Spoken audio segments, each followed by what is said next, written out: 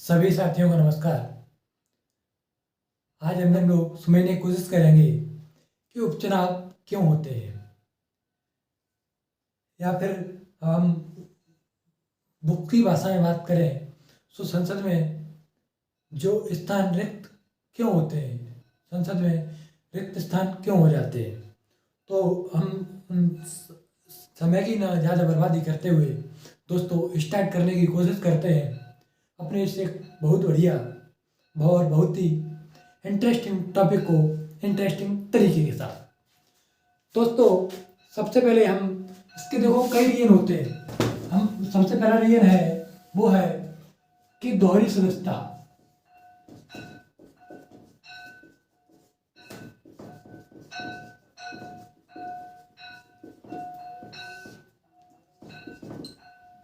पहला है दोस्तों हमारा दोहरी सदस्यता। इसका मतलब ये है कि एक समय में कोई भी व्यक्ति दोनों सदनों का सदस्य नहीं हो सकता। जैसे कोई व्यक्ति चुन करके आया है, वो एक ही समय में, नहीं तो लोकसभा का एक समय में एक ही मतलब कि सदन का सदस्य हो सकता है, या वो लोकसभा का रह ले या फिर राज्यसभा का रह ले या फिर विधानसभा का रह ले। फिर उसके बाद में क्या, अगर देखो एक लोक प्रतिनिधित्व अधिनियम की बार बार बात कर रहे हैं, ये बहुत ही इंपॉर्टेंट टॉपिक है, इसके बारे में हम डिटेल में चर्चा करेंगे। तो इसके तहत उन्होंने एक बात कही है, क्या कहा है कि अगर वो चुन करके आ जाता है या कैंडिडेट जीत जाता है, अपने लोकसभा में है और फिर विधानसभा में जीत जाता है, तो उसको 10 दिन के अंदर यह बताना होगा कि मुझे कहाँ पर रहना है, मुझे लोकसभा में रहना है या राज्यसभा में रहना है या फिर विधानसभा में रहना है। अगर वह नहीं बताएगा, सूचना देने पर उसकी राज्यसभा की सीट खाली हो जाएगी। उसके बाद में दूसरी एक और बात कही है संसद ने, एक और बात कही है लोक प्रतिनिधित्व अधिनियम में, अगर किसी सदन का सदस्य दूसरे सदन का मेंबर चुन लिया जाता है तो उसका जो पहले सदन की सीट होगी वो खाली हो जाएगी। और जो तीसरी बात कही है वो ये कही है, सदन में जो नेता है वो एक ही टाइम में, तो एक ही बार में 2 सीटों से चुनाव जीत जाता है, तो उसको ये स्वेच्छा से अधिकार दिया गया है कि अपनी एक सीट रिक्त कर दे।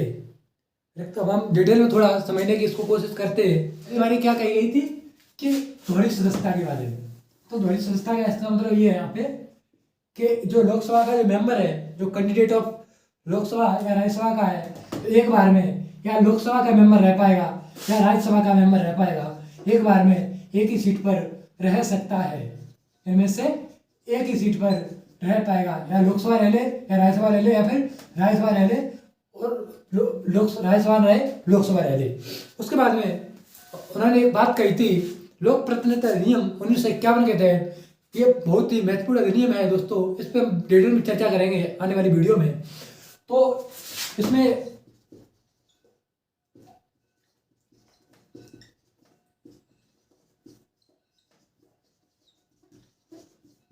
जो चर्चा की गई है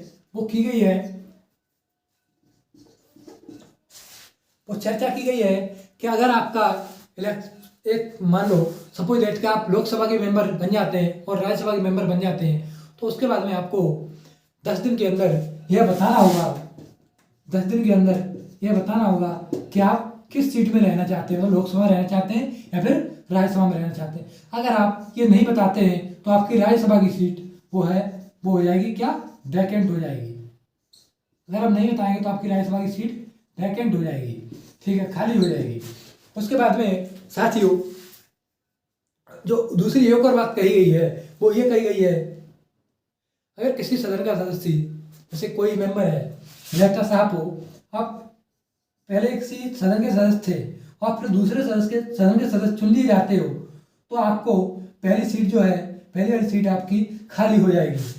और दूसरा इन्होंने ये एक और बात कही है, जो तीसरा पॉइंट था लोक प्रतिनिधित्व अधिनियम का, वो ये था कि अगर आपको एक ही बार में मतलब सदन में लोकसभा या राज्यसभा में 2 सीटों पर चुन लिया जाता है, तो आपको ये स्वेच्छा से अधिकार दिया गया है कि आप एक बार में मतलब अपनी स्वेच्छा से एक सीट खाली कर सकते हैं। अगर आप ऐसा नहीं करेंगे तो आप क्या होगा, आपकी दोनों सीटें रिक्त हो जाती हैं, आपकी दोनों सीटों से सदस्यता चली जाएगी, दोनों सीटें रिक्त हो जाएंगी। कब हो जाएंगी, जब आप एक सीट से इस्तीफा नहीं देते हैं। तो उसके बाद में वो अगर कोई देश में ऐसे संसद में और विधानमंडल में या राज्य के विधानमंडल में अगर कोई व्यक्ति दोनों में चुन लिया जाता है, जैसे अभी अखिलेश जी के साथ हुआ था, वो अभी पहले से लोकसभा के मेंबर थे आजमगढ़ से, उसके बाद में उनका विधानसभा से,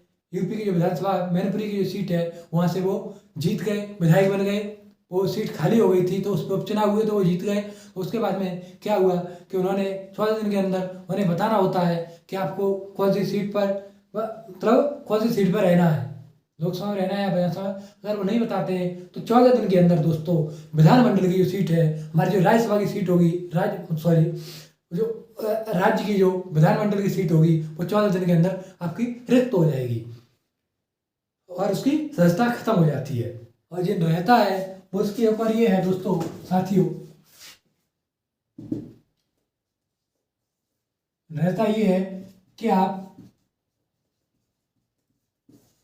किसी भी तरह से मतलब जैसे दरवाजा निरंता के तहत या फिर किसी भी निरंता की तरफ, हमने बात की थी निरंता के बारे में पिछली वीडियो में, अगर वैसे आपको चुन करके आप आ जाते हैं तो आपकी सीट वैकेंट हो जाती है।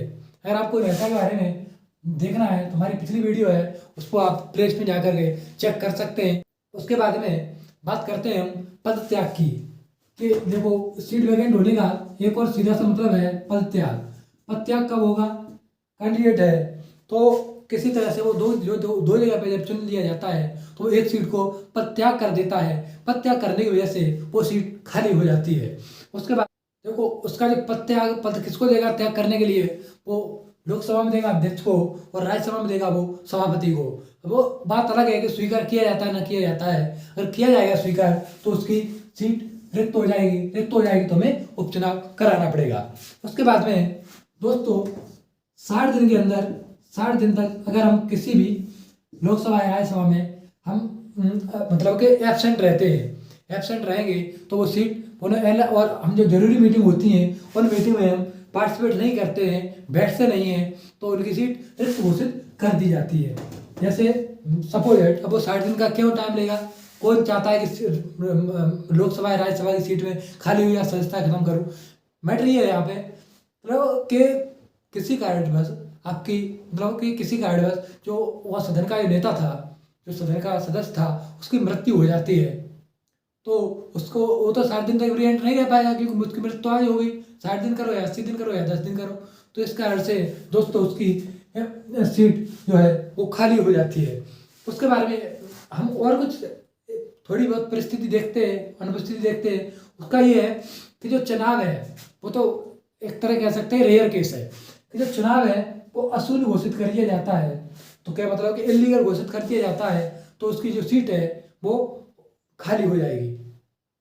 उसके बाद में सदन का जो नेता है उसको निष्कासित कर दिया जाता है किसी कारणों की वजह से, सदस्यता खत्म कर दी जाती है जिस कारण से उसकी सीट खत्म हो जाएगी।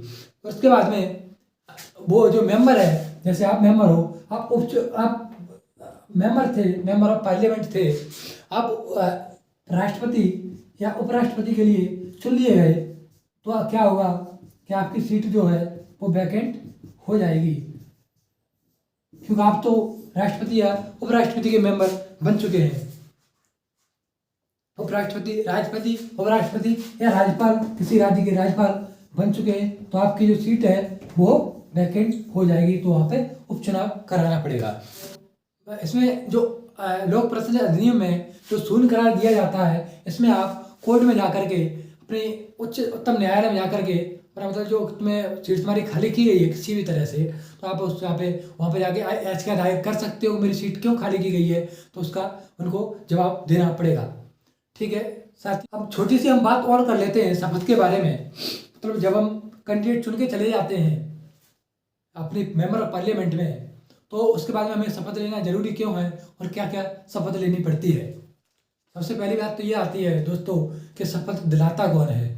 तो मैं शपथ की बात कर लूँ तो इंडिया के जो पूर्व राष्ट्रपति होते हैं या फिर उनके द्वारा कोई व्यक्ति चुना जाता है कि वो उनको जो मेंबर आएंगे पार्लियामेंट के चुन करके उनको शपथ दिलाएगा। तो शपथ दिलाता है, फिर उसके बाद में हस्ताक्षर करते हैं ये लोग। उसके बाद में कि शपथ, अभी बात कर लेते हैं हम शपथ क्या दिलाते हैं। वो शपथ दिलाते हैं ऐसे करके, अपना हैंड आगे करेंगे, हैंड आगे करके बोलते हैं मैं भारत के संविधान के प्रति सच्ची श्रद्धा व निष्ठा रखूंगा। और ये बोलते हैं कि कर्तव्यों का श्रद्धापूर्वक निर्वहन करूंगा। ठीक है, ये शपथ ले लेते हैं। उसके बाद में जो व्यक्ति शपथ नहीं लेता है, तो क्या बैठक में नहीं बैठ सकता है, या बैठक में बैठ नहीं सकता है, और जो अधिकार हमारे होते हैं विशेष अधिकार उनको नहीं पा सकता है, या कह सकते हैं अपनी वोटिंग नहीं कर सकता है। अगर वो ऐसा करने की कोशिश करता है या फिर करता है तो उसको 500 रुपये पर डे के हिसाब से उस पर बैठने का जुर्माना लगा दिया जाता है। अब ये थोड़ी सी बात कर लेते हैं, 500 रुपये की बात आ गई है जुर्माने की, तो हम बात कर लेते हैं कि 500 रुपये का जुर्माना कब लगाया जाता है। तो शपथ या प्रज्ञान लेने से पहले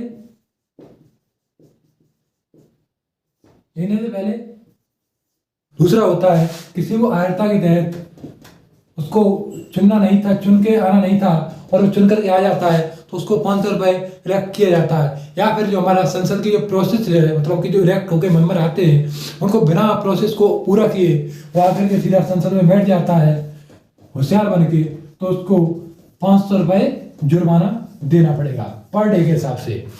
ठीक है, उसके बाद में हम बात करेंगे नेक्स्ट वीडियो में वेतन और भत्ते के बारे में। मतलब जो हमारे मेंबर ऑफ पार्लियामेंट होते हैं उनको क्या क्या वेतन दिया जाता है और कहाँ से इस वेतन की शुरुआत हुई और वेतन क्यों दिया जाता है, वेतन के साथ साथ इनको और क्या सुविधाएं दी जाती हैं। तब तक के लिए दोस्तों पढ़ाई करते रहें। All the very best.